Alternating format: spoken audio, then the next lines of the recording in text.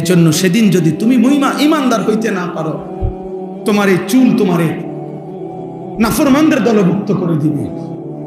তোমার এই ধারাবাহিক নামাজ না পড়া তোমারে নাফরমানদের অন্তর্ভুক্ত করে দিবে। তুমি পারতা না ভাইয়া দুইটা স্লোগান দেওয়া আর ইমানের দাবিতে কলিজার খুন দেওয়া এক কথা না, এক কথা না। এজন্য যুবক ভাই, ছেলেরা, বাপ, তোমার আব্বা মুসলমান, তোমার মা মুসলমান, তোমার রক্তে ইসলাম, তুমি তোমার ধর্মের সাথে এত বড় জুলুম করো না। তুমি তোমার আল্লাহকে ভুলে যেও না, তুমি তোমার রাসূলকে ভুলে যেও। নবী বলবে, উম্মত আমি সেই নবী, 23টা বছর উম্মত আমি বিছানায় গাও লাগাইছি, যে দূর উম্মতের ফিকিরে দাঁড়িয়েছিলাম তার চাইতে কোটি গুণ বেশি। আমি শুইছি কম উম্মত, আমি কাঁদছি বেশি। এমনও দিন গেছে, আম্মা জান আয়েশা বলছে, হাদিসের মধ্যে আছে, আম্মা জান আয়েশা বলছেন রাদিয়াল্লাহু তাআলা আনহা, নবীজির স্ত্রী বলছেন, আমি নিজ চোখে দেখছি এশার নামাজের পরে নবী আয়েশা শুইছে, আমার পাশে শুইছে। একটু পরেই দেখছি উনি দাঁড়ায় গেছেন, আর দাঁড়াইয়া এক দাঁড়ানোতে আর রুকুও দেয় নাই, সেজদাও দেয় নাই। হযরত আয়েশা বলেন, আমি দেখলাম এক দাঁড়ানোতে চোখের পানি ফেলতেছেন আর উম্মতের জন্য কাঁদতেছেন আর আল্লাহর কাছে দোয়াই করতেছিলেন। হযরত আয়েশা রাদিয়াল্লাহু তাআলা আনহা বলেন, আমি মনে মনে ভাবলাম যে আজকে আমি ঘুমাবো না, আমি দেখব নবী আমার কতক্ষণ জেগে থাকে। হযরত আয়েশা বলেন, খোদার কসম, বেলালের ফজরের আজানের সময় হইছে, আল্লাহর নবীকে তখনও দেখি দাঁড়ায় আছে। কেমনে ভুলে গেলা জোয়ান? এমন রাসূলকে কি ভোলা যায়? এমন নবীর ভালোবাসা 2টা জিলাপি, এমন নবীর ভালোবাসা 1 প্যাকেট বিরিয়ানি। ইনসাফ এটা? এটা বুঝি কথা হইল?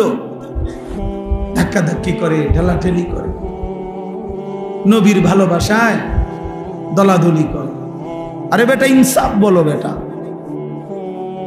রাসূলুল্লাহ সাল্লাল্লাহু আলাইহি সাল্লামের 23 বছরের এই মেহনতের বিনিময়ে তো হযরত আয়েশা রাদিয়াল্লাহু তাআলা আনহা বলেন যে, জগৎবাসী শুনো, আমি দেখছি সারাটা রাত তিনি উম্মতের জন্য কাঁদছেন। হাত্তা তাওয়াররামাত কাদামাহু, 2টা পাও, কদম 2টা পাও, তাওয়াররামাত মানে হলো ফুলে ফুলে গেছে, 2টা পাও ফুলে ফুলে গেছে। এজন্য তালেবে ইলম, আমরা মাদ্রাসার ছাত্র, আমরা নিয়ত করো যে এই পৃথিবীর কেউ আসুক বা না আসুক, আল্লাহর দ্বীনের জন্য আমরা লড়বো ইনশাআল্লাহ। কলিজার 100টা থাকতে আমরা ইনশাআল্লাহ কোরআন বিরোধী, সুন্নাহ বিরোধী, ইসলাম বিরোধী কোন কাজ বাংলাদেশে বাস্তবায়ন হতে দেওয়া হবে না ইনশাআল্লাহ। এজন্য নারী সংস্কার কমিশনের এই অন্যায় দাবি বাংলার জমিনে বাস্তবায়ন হবে না ইনশাআল্লাহ। এদেশের কওমি মাদ্রাসার তালিবে ইলম এখনো বেঁচে আছে, হেফাজতে ইসলাম এখনো আছে। এদেশের লক্ষ লক্ষ উলামায়ে কেরাম কলিজার খুন দেবে প্রয়োজনে, কিন্তু আল্লাহর জমিনে, বাংলার জমিনে কোরআন সুন্নাহ বিরোধী নাস্তিকদের দোষর কোন আইন বাংলাদেশে বাস্তবায়ন হবে না ইনশাআল্লাহ। বাংলাদেশে উলামা বিদ্বেষী যে কেউই সে নিশ্চিত ইনশাআল্লাহ বেইজ্জতি হবেই হবে, হবেই হবে, হবেই হবে, হবেই হবে ইনশাআল্লাহ। এজন্য কিশোরগঞ্জের এক বেয়াদব নেতা নামের এক বেয়াদব, ফজলুর রহমান নামের এক পাগল, এক মাতাল বাংলাদেশে উলামায়ে কেরামকে বিদ্রুপ করছে। এই বেয়াদব ইনশাআল্লাহ প্রকাশ্য জমিনে বাংলাদেশে বেইজ্জতি হবেই হবে ইনশাআল্লাহ। বেইজ্জতি, ওই বেয়াদব বাংলাদেশের উলামায়ে কেরামকে প্রচন্ড ভাবে বিদ্রুপ করছে। আমরা নারী সংস্কার কমিশন কোরআন সুন্নাহ বিরোধী প্রস্তাব পেশ করছে, আমরা এটার বিরোধিতা করলাম কেন? তার গাও ঝুলছে, সে তসলিমা নাসরিনের লাগা মায়া দেখায়, তার কাছে তসলিমা নাসরিনের প্রতি দরদ, উলামায়ে কেরামের প্রতি বিদ্বেষ। কত বড় নাফরমান!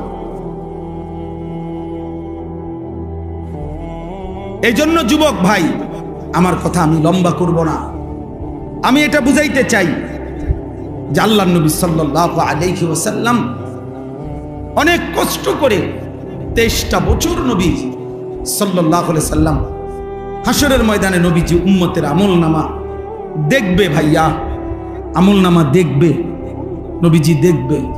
ফাকাইফা ইদা জিনা মিন কুল্লি উম্মাতিন বিশাহিদ ওয়া জিনা বিকা আলা হাউলা'i শাহীদা। এই আয়াতের তাফসীরের মধ্যে আছে সূরা নিসা। নবী সাল্লাল্লাহু আলাইহি ওয়াসাল্লামের সামনেও উম্মতের আমলনামা উন্মোচিত হবে, নবীজি দেখবেন, তোমারও আমারও। তো নবী যখন দেখবেন, আহা, আমার উম্মত সেই উম্মত যার আমলনামার মধ্যে 365 দিনের এক বছরে কোনো দিন ফজরের নামাজ পড়ে নাই। আল্লাহর নবী বললেন, উম্মত, এটা কি আমলনামা?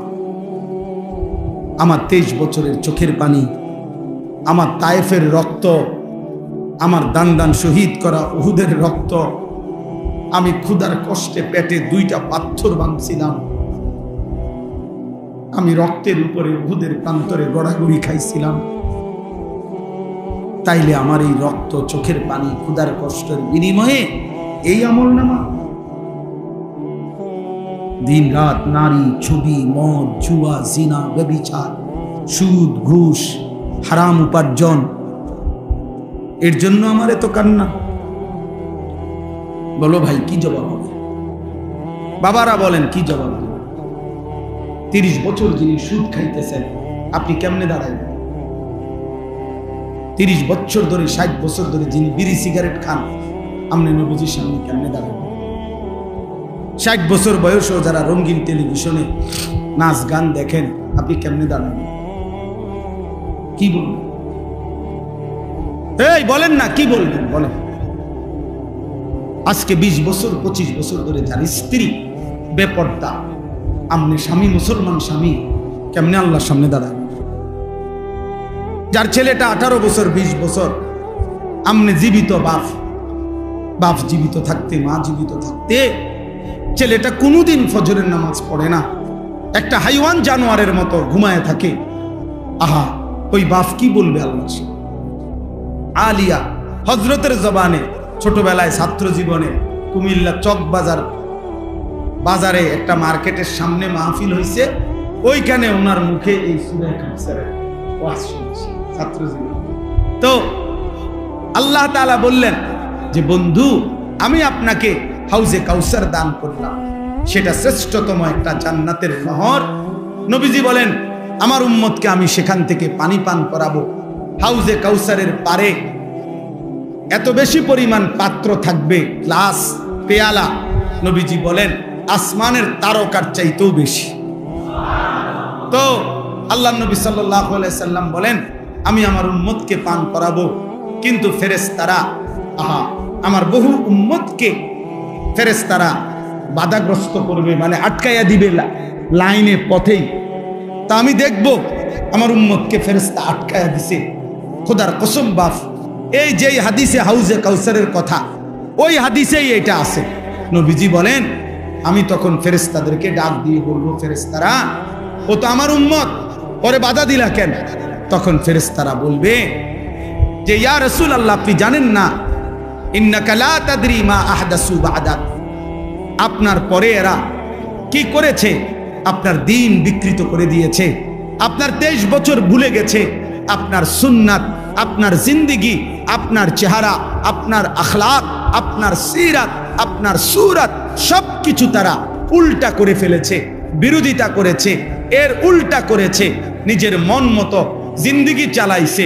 এই জন্য আমরা বাধা দিলাম। তো আল্লাহর নবী বলবেন, সুহকান সুহকান লিমান গায়্যারা বা'দি, দূর হবে ঈমান, যা নাফরমান উম্মত, বের হ, তোদের জন্য আমি 23 বছর কাঁদছি, বিনিময়ে 23 বছর কাইন্দাও যেহেতু তোদের মন গলাইতে পারলাম না, তো আজকে যা, দূর হ, আমার সুপারিশও লাগবে না, হাউজে কাউসারেরও পানি লাগবে না, যা যা বেটা, সব সেদিন বুঝবা দোস্ত, কাছে আইসা নবীজিকে দেইখা যখন বিতাড়িত হয়ে যাবে, তখন কি পরিমাণ কলজাটা ছিঁড়ে যাবে, তখন সে বুঝবে হায় এত বড় হাসরের ময়দানে আজ আমার কোনো আশ্রয় না। কোরআনুল কারীমের মধ্যে আছে কালিলাম মা তাশকুরুন। আল্লাহ তাআলা বলেন শুকর আদায় করে, আল্লাহর শুকর আদায় করে কম, কালিল। কোরআনুল কারীমের মধ্যে আছে আল্লাহ তাআলা বলেন কালিলাম মা তাযাক্কারুন। আল্লাহ তাআলার কথা থেকে উপদেশ গ্রহণ করে কম, কালিল। আল্লাহ তাআলা বলেন ওয়া কালিলুম মিন ইবাদিয়াশ শাকুর। আমার শুকরকারী বান্দা পরিমাণে কম, কালিল। এরকম বহু আয়াত আছে কোরআন শরীফ। কাম মিন ফিআতিন কালিলাতিন গালাবাত ফিআতান কাসীরা। আল্লাহ তাআলা বলেন কম সংখ্যক বহু বিজয় লাভ করে বহু সংখ্যকের উপর। তাহলে কমের প্রশংসা করছেন না। ইন ইয়াকুম মিনকুম 20 সাবিরুন ইয়াগলিবু মিআতাইন। আল্লাহ তাআলা বলেন ঈমান আমলের উপরে মজবুত মুমিন যদি হয় 20 জন, তো কাফের মুশরিক দুশমন 200 জনের মোকাবেলা বিজয় লাভ করে। তাহলে 20 জন কম, কমের প্রশংসা করছেন আল্লাহ। এজন্য কম কিংবা বেশি এটা মূল বিষয় না। বেশি লোক হইলে সফল, কম হইলে ব্যর্থ, এরকম কথা কোরআন সুন্নাতে নাই, এমন কথা না। কোরআন শরীফে আছে সূরা ইয়াসিনের মধ্যে 3 জন রাসূল একটি অঞ্চলে, আমাদের নবীজির আগে একটি এলাকায় মানুষকে ইমানের দাওয়াত দিছে, কালেমার দাওয়াত, আল্লাহর দিকে ফেরাবার চেষ্টা করছে। তো 3 জন রাসূলের দাওয়াতে ইমানদার হইছে ওনাদের পুরা মেহনতে একজন। মুমিন হইছে কয়জন? একজন। ওয়াজা মিন আকসাল মদিনাতে রাজুল, একজন। তাইলে রাসূল 3 জন। ফাআযাযনা বিসালিসিন ফাকালু ইন্না ইলাইকুম মুরসালুন। 3 জনের ধারাবাহিক মেহনতে ওনাদের উপরে অনুগত অনুসারী হয়েছে একজন। হাদিসের মধ্যে আছে আল্লাহর নবী সাল্লাল্লাহু আলাইহি ওয়াসাল্লাম বলেছেন ফাওয়াল্লাহি লা আন ইয়াহদিয়াল্লাহু বিকা রাজুলান ওয়াহিদান খায়রুন লাকা মিন হুমুরিন নাআম। আল্লাহর কসম, তোমার দ্বারা একজন ব্যক্তি আল্লাহর পথ পাওয়া, হেদায়েত পাওয়া, নবীজি বলেন গোটা আরবের সমস্ত দামি উট লাল চিহ্ন বিশিষ্ট তোমারে হাদিয়া দেওয়া, উপঢৌকন দেওয়া, তার চাইতেও কোটি গুণে উত্তম। কয়জন ব্যক্তি? রাজুলান ওয়াহিদা, একজন। এজন্য এক মানুষের ফিকিরেও আল্লাহর কথা বলা দরকার। একজনের ফিকির, একজনই বদলাবে। আমি একজনের জন্যই 30 বছর মেহনত করলাম, একজনের জন্যই 10 বছর মেহনত করলাম। হাদিসের মধ্যে আছে আল্লাহর নবী সাল্লাল্লাহু আলাইহি সাল্লাম বলেন হাসরের ময়দানে এমন নবীও দাঁড়াবে যেই নবীর সাথে তার ঈমানদার উম্মত হবে 3 জন। এমন নবীও দাঁড়াবে যার সাথে ঈমানদার উম্মত হবে 2 জন, ইসনান। এমন নবীও দাঁড়াবে যার সাথে তার ঈমানদার উম্মত মাআহু ওয়াহিদ, একজন। এমন নবীও দাঁড়াবে হাসরের ময়দানে যার সাথে তার ঈমানদার উম্মত একজন, লাইসা মাআহু আহাদ, কেউ নেই ওনার সাথে, কেউ ঈমান আনে নাই। তাহলে ওনারা ব্যর্থ, কথা বলেন। তাহলে এখানে সংখ্যা বিষয় না, এতে কোনো নির্বাচনী জনসভা না, এটা আল্লাহর কথা বলা, আখিরাতের ফিকির করা, জিন্দেগি সুন্দর করার চেষ্টা করা। এখানে জনপ্রিয়তা কোনো বিষয় না। সবাই চিনলে সফল, সবাই না চিনলে ব্যর্থ, এ কথা কোরআন সুন্নাতে নাই। বুঝেন নাই? এটা জরুরি, সবাই চিনতে হবে, জরুরি। আমারে মনে করেন 50,000 লোক চিনে, তো আমার কবরের আযাব মাফ তো আল্লাহ বলে তো লাভ হলো কি? আমার 50 লাখ লোক চিনে, তো আমার কবর রাজাব মাপ। এই জন্য এটা জরুরি। আবার মনে করেন আমার একারে 50 লাখ লোক চিনে, তো এতে আপনার লাভ কি? আমারে না চিনে, বুঝেন? নিজের ভাবনা ভাবা উচিত। গত কয়েকদিন আগে এক লোক আমার এই কথাটা বলছে যে হুজুর, আমি আপনার এই এক কথা আমার দিলে লাগছে যে সবাই আপনারে চিনলে, আপনারে না চিনছে, আমার লাভ। আমারও তো বক্তব্য, তোমার লাভ কি বেটা? আমারে মনে করেন সারা বাংলাদেশ চিনে, তো তোমার লাভ কি? এতে তো তোমার কোনো ফায়দা নেই। এই জন্য দোস্ত, নওজোয়ান ভাই, তোমাদের কাছে বলি, এটা বুঝতে শিখো, এটা বুঝতে শিখো। আমাদের এই ইসলাহি মজলিস মূল ফিকির হলো আত্ম উপলব্ধি, ইসলাহে নফস, নিজের সংশোধন, আমার ঈমান, আমার আমল, আমার আখিরাত, আমার আখলাক, এটা ফিকির করা, এটা খুব ভাবা দরকার। কোরআনুল কারীমের মধ্যে আছে, ইয়া আইয়ুহাল্লাযীনা আমানু আলাইকুম আনফুসাকুম। আল্লাহ তাআলা বলেন, হে ঈমানদারগণ, আলাইকুম আনফুসাকুম, তোমরা প্রত্যেকেই নিজেকে আঁকড়িয়ে ধরো। আলজিমু, নিজেকে আঁকড়িয়ে ধরো, নিজেকে গড়ে তোলো। আল্লাহ বলেন, লা ইয়াদুররুকুম মান দাল্লা ইযা ইহতাদাইতুম, যদি তোমরা তোমাদের নিজেদেরকে হেদায়েতের উপরে তুলতে পারো, এবার গোটা পৃথিবী মিলে কেউ তোমাকে পথভ্রষ্ট করতে পারবে। আমার কলিজার ভিতরে যখন আল্লাহর ভয় ঢুকবে, আমি যখন বুঝবো যে এটা হারাম, এবার গোটা পৃথিবী ল্যাংটা হইয়া নাচুক, আমি তাকাবো না। গোটা পৃথিবী হারামের মধ্যে ডুবে থাকুক, আমি থাকব। মনে করেন আমরা 5 ভাই 3 বোন, তাহলে আমরা 8 জন ভাই বোন কুমিল্লা শহরে একবার মেইন টাউনে আমরা বড় হয়েছি। আমার আব্বা কুমিল্লা শহরের প্রাণ কেন্দ্রে একটা মসজিদে ইমামতি করতেন, প্রাইমারি স্কুলে মাস্টারি করতেন। 43 বছর বাবা এক মসজিদে ইমাম ছিল। তো একবারে শহরের প্রাণ কেন্দ্র। এখন আমাদের ঘরের 4 দিকে সব বাসাতেই টেলিভিশন চলতো, নাচ গান চলতো।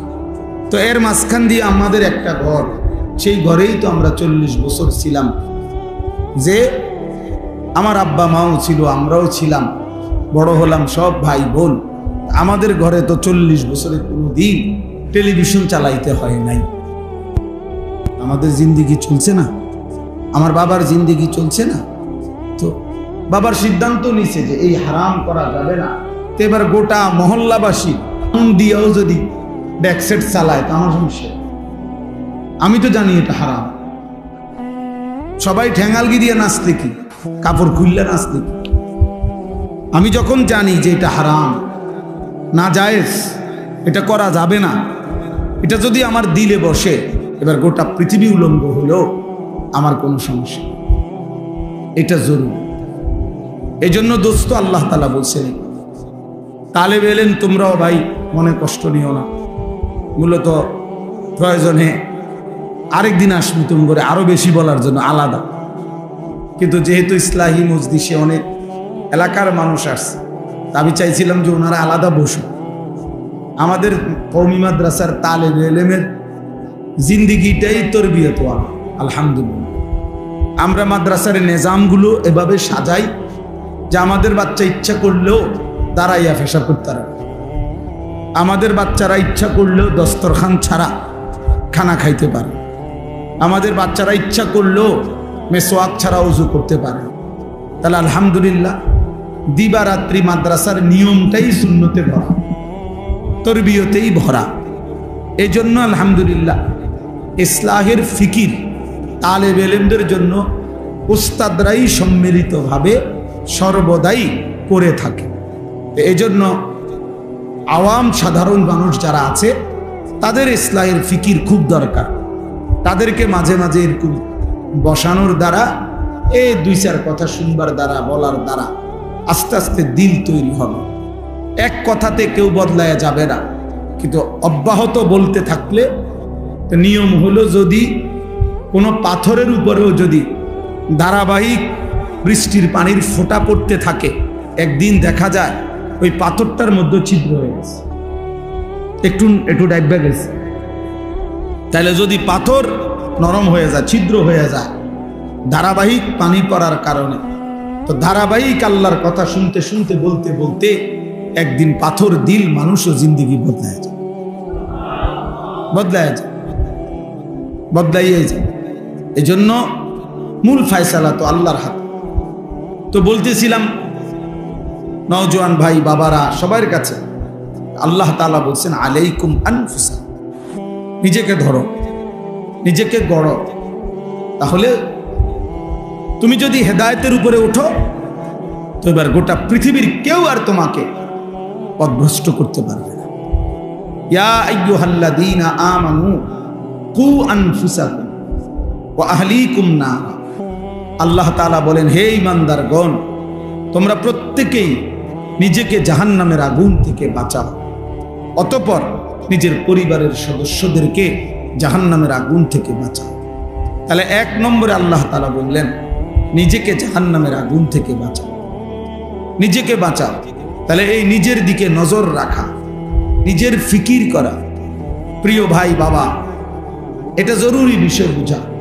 এতটুকু বিবেক যে আমার ভালো, আমি আনিসুর রহমান, আমার ভালো কোনটা, আমার কল্যাণ কিসে, আমার কামিয়াবি কিসের মধ্যে, কি করলে আমার সফলতা, কি করলে আমার ব্যর্থতা, আমার কি করা উচিত, আমার কি করা অনুচিত, কি করলে আমার আল্লাহ রাজি, কি করলে আমার আল্লাহ নারাজি। নিজের জন্য এদ্দুর যে বোঝে না তার মতো পাগল মাতাল তার সিরা কোনো মানুষ হইতে পারে। তাই তো তুই বেটা পুরাই পাগল বেটা, মাতাল, তুই নিজের ভালোই বুঝ না, এদ্দুরও কি মানুষ বুঝে না? তোমার এই সারা রাত নারী দেখা, ছবি দেখা, মোবাইলে উলঙ্গ দৃশ্য দেখা, এটা যে তোমার জাহান্নামের আগুনের দিকে নিয়ে যাচ্ছে, বেওকুফ এটাও বোঝো না? তোমার এই প্রতিদিনের বেনামাজি থাকা, প্রতিদিন আল্লাহকে সেজদা না করা, কোনোদিনও ফজরের নামাজ না পড়া, এটা যে তোমার জাহান্নামের দিকে নিয়ে যাচ্ছে, এদ্দুর বুঝাও বুঝো না? আরে নিজের বুঝটা তো একটা কুত্তাও বোঝে, নিজের বুঝটা তো একটা শুকরও বোঝে, নিজের বুঝটা তো একটা সাপ বিচ্ছুও বুঝে বেটা। একটা কুত্তার দিকেও তো কেউ যদি লাঠি আলগি দেয়, কুকুর দৌড় মারে, কুকুর বুঝে এই লাঠি দিয়ে আমারে বাড়ি দিলে আমার ক্ষতি হবে, এই জন্য সে দৌড় মারে।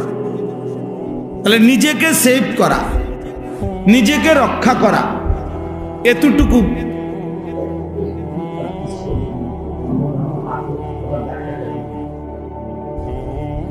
জি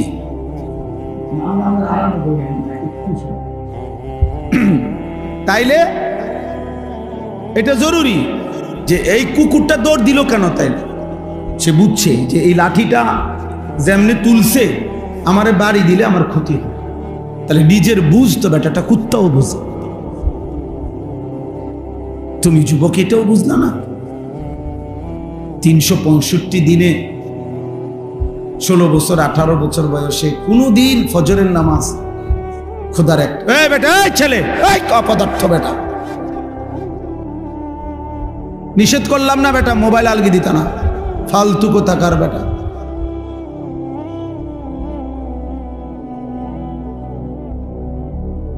সাবধান, আমি ছেড়ে দই না মানুষ না, আমি বললাম না বিয়ে দরকার হলে আর কোনোদিন বলবো না, কিন্তু একদিন বলছি, একবার বলছি, একবার বুঝ করেই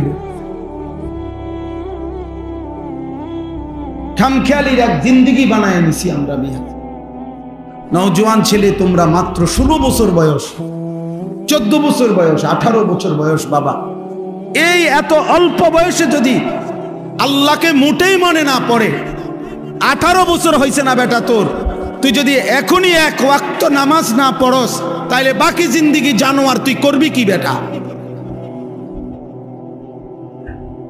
আরে বেটা হাইওয়ান, তুই বাকিটা হায়াত করবি কি বেটা? মাত্র 16 বছরে এত এত অল্প বয়সে আল্লাহরে এভাবে ভুলে গেলি বেটা, এত কম বয়সে, মাত্র 18 বছর বয়সে এত নারী দেখে ফেললা, এত কম সময়ে এত উলঙ্গ ছবি দেখে ফেললা। হায় হায় জানোয়ার, বাকি জিন্দেগি চলবে কেমনে? হ্যাঁ, যদি বলো জানোয়ার বললেন কেন, জানোয়ার বলতো না কি জুনায়েদ বাগদাদি পেত? সেজদাবিহীন হাইওয়ানকে কি বলতো?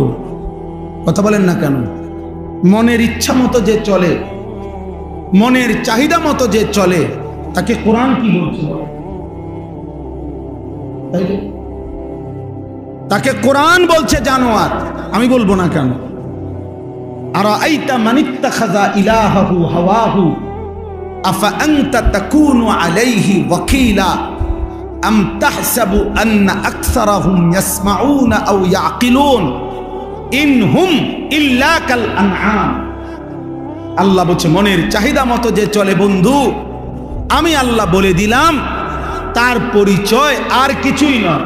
ইন নাফিয়া, ইল্লা ইস্তিসনা, নফি ইস্তিসনা হসর বুঝায়, সীমাবদ্ধ, অর্থাৎ তার পরিচয় আর কিছুই নয়, আর কিছুই নয়, শুধুই আনআম, শুধুই চতুষ্পদ জন্তু, শুধুই জানোয়ার, শুধুই জানোয়ার, শুধুই জানোয়ার।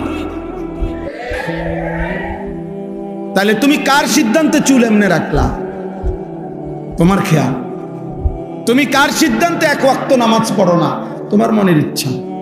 তুমি কার সিদ্ধান্তে নারী দেখো, ছবি দেখো, উলঙ্গ দৃশ্য দেখো? তোমার মন চাইছে। তো এটারই তো কয় জানোয়ার। আল্লাহ তাআলা তো এরই জানোয়ার বলছে, যে তার মনের ইচ্ছা মতো চলে, যার মনের ইচ্ছা তার খোদা। বলো যুবক, বলো বাপ, তোমার কোন সৃষ্টিকর্তা আছে? থাকলে তিনি তোমাকে কিছু করতে বলে নাই? কোরআনুল কারীমের মধ্যে আরো সাংঘাতিক কথা আছে। সূরা আরাফের মধ্যে আছে ওয়াত্তাবা হাওয়াহু ফামাসালুহু কামাসালিল কালব। আমি প্রতিদিন এই আয়াত নাকি মাওলানা ডেইলি একবার হলো বলি। আল্লাহ কোরআনে বলছি ওয়াত্তাবা হাওয়াহু, সে তার মনের চাহিদার অনুসরণ করেছে। আল্লাহ বলেন অতএব ফামাসালুহু, তার উদাহরণ কামাসালিল কালব, কুত্তার মতো। বুঝছো বাবা? মনের ইচ্ছা মতো যে চলে, খোদার কসম আল্লাহ তার উদাহরণ দিচ্ছে কি কামাসালিল। তা বলেন অর্থ কি? বলেন কালবুন অর্থ কি? কুত্তা বেটা, কোনো ভিন্ন অর্থ নাই। এমন না যে আরো দুইটা অর্থ আছে, এটা বালাটা কইলাম, এমন তো ভিন্ন অর্থও নাই। কালবুনের অর্থ আরেকটা অর্থ আছে না? নাই তো। কালবুনের অর্থ তো সিংহ না, কুকুর। আল্লাহ বলেন ফামাসালুহু, এক বেঈমানের উদাহরণ দিতে গিয়ে আল্লাহ বলছে যে সে তার মনের চাহিদার অনুসরণ করেছে। ওয়ালাকিন্নাহু আখলাদা ইলাল আরদ, সে এই জমিনকে স্থায়ী মনে করে নিয়েছে, যে এই পৃথিবী, এই রং তামাশা, এই ফুর্তি, এটাই তার স্থায়ী। ওয়াত্তাবা হাওয়াহু, মনের চাহিদা মতো অনুসরণ করেছে। আল্লাহ বলেন তার উদাহরণ, তার দৃষ্টান্ত কামাসালিল কালব, কুত্তার মতো। ইন তাহমিল আলাইহি ইয়ালহাস আও তাতরুকহু ইয়ালহাস, কুকুরের স্বভাব। সে যদি তারে দৌড়ানি দেয় তাইলেও হাঁফায়, সে যদি দাঁড়াইয়া থাকে স্থির তাইলেও হাঁফায়, জিহ্বা লম্বা করে এমন করে। এটা কুত্তার স্বভাব। এই জন্য নাফরমান পেলেও অতৃপ্ত, না পেলেও। হাজার কোটি টাকার মালিক, তবুও তার তৃপ্তি হয় না। আবার কিচ্ছু নাই, তারও তৃপ্তি নেই। এই জন্য আমার বাপ, এটা ইসলাহী মজলিস, আমাদের প্রিয়, আমাদের শ্রদ্ধেয়। আমি আজকেও মৌলানা সাইফুল্লাহ ভাইয়ের কাছে বলতেছিলাম যে বাস্তবিক অর্থেই একেবারে কোনো রকমের লৌকিকতা ছাড়া, এ কথাই সত্য, ছোটবেলা থেকেই আমরা ছাত্র জীবনে যে মানুষটার ওয়াজ শুনতাম আমরা কুমিল্লা টমসম ব্রিজে নিচে বৈশা কুমিল্লায় বয়ান শুনতাম, কত সময় কতখানে এরকম মাটিতে বৈশা শ্রোতাদের সাথে ছোটবেলা থেকেই যার বয়ান শুনতাম, যিনি কোরআনুল কারীম তিলাওয়াত করলে পুরা মজমা একসাথে আল্লাহু আকবারের ধ্বনি দিয়ে উঠত, আহা, সেই মানুষ এখানে শুয়ে আছে, সেই মানুষ এখানে শুয়ে আছে।